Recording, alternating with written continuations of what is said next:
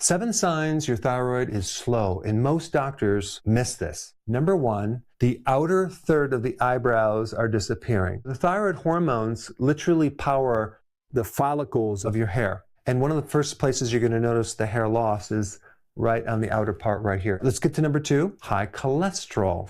Think about how many people have high cholesterol and they're immediately put on medication without realizing it could be a thyroid issue. And if you have a thyroid problem, everything runs slowly. Many people find when they fix the thyroid, their cholesterol goes back to normal. All right, next one is you wake up with your face puffy. It's a thyroid issue that's trapping water within the proteins underneath the skin. Now, the next 2 signs are the ones that doctors never connect to the thyroid.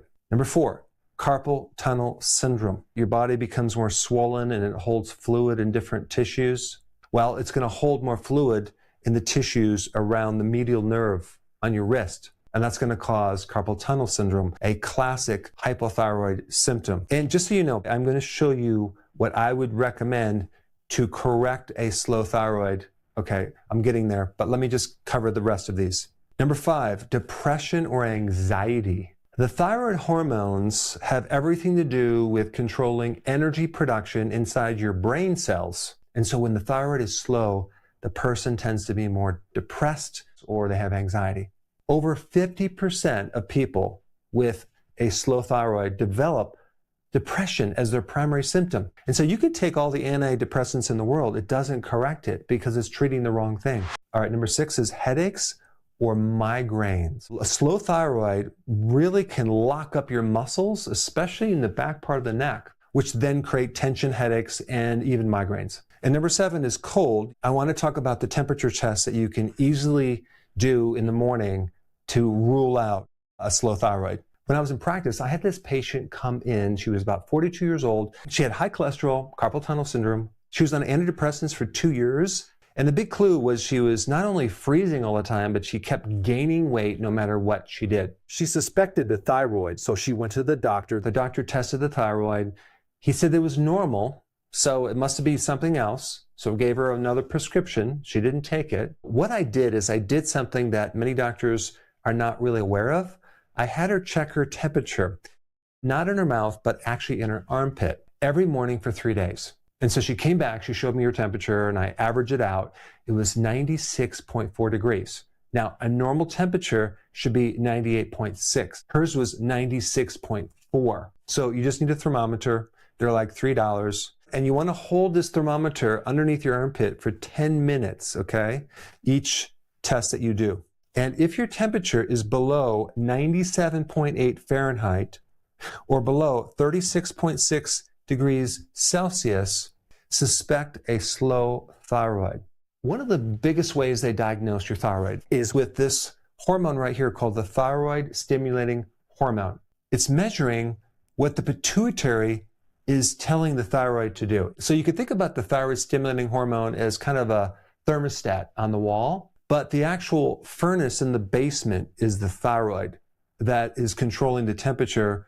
48.5% of the people tested with a subclinical low thyroid, they were diagnosed incorrectly. And they also found 31.2% that were diagnosed with slightly elevated thyroid hormones were found normal. And I'll tell you, out of all the things that you could do to a patient, the worst is misdiagnosing them, because here they are prescribing medication when they really don't need it. Typically, the thyroid hormone is between 0.5 and 4.5. But if you're like over 60, it can actually go much higher. If you're female, it can go higher. If you're white versus black, it can be a little bit higher. So a lot of people ask me, what supplements do I recommend? Now, of course, I'm not biased of my own high-quality supplement line, but if you go to Amazon and type Dr. Berg supplements, you'll find more information. So now the question is, what do you do if you have a slow thyroid? Let's get to that next. So if you're ever going to test the thyroid, make sure you get a complete thyroid panel. Yes, you can check thyroid stimulating hormone, but don't just go by that. Also look at free T4, free T3. And by the way, T4 is the inactive thyroid hormone.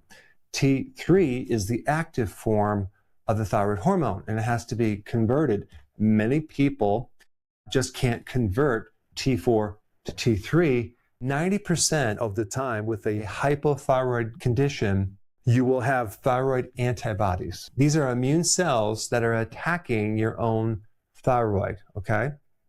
Over 90% of the time, this is going to show up. And if this does show up, you have Hashimoto's. If you don't have these antibodies and you just have, hypothyroidism, then the protocol is going to be a little bit different. So let's start with the most common Hashimoto's. The trace mineral that I would highly recommend is going to be selenium. Selenium has been found to decrease these antibodies, also help you convert T4 to T3. And I would recommend taking 200 milligrams per day. I'm also going to recommend vitamin D3. I would recommend at least 30,000 IU per day. Why? Because vitamin D is one of the most powerful things to help with an autoimmune case.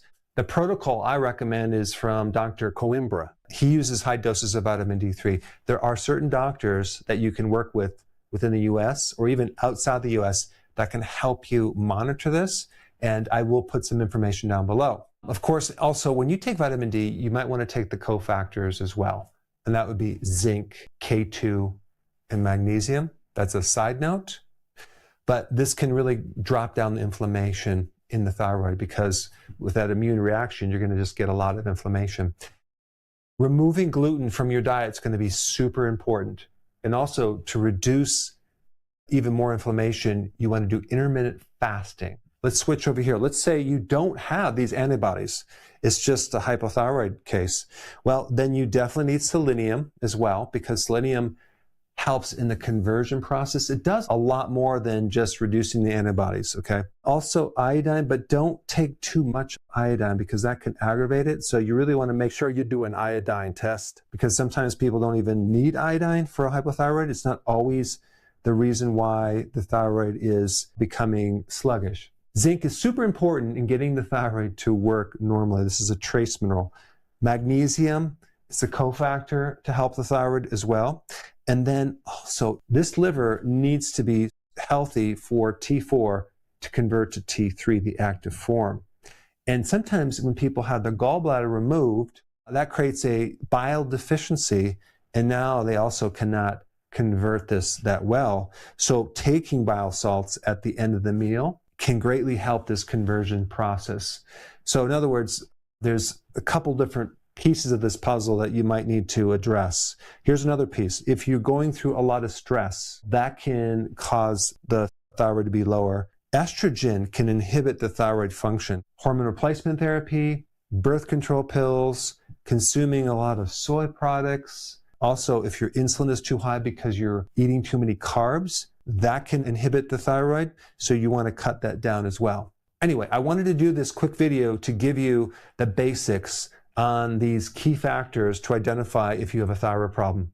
So a lot of people ask me, what supplements do I recommend? Now, of course, I'm not biased of my own high-quality supplement line, but if you go to Amazon and type Dr. Berg supplements, you'll find more information.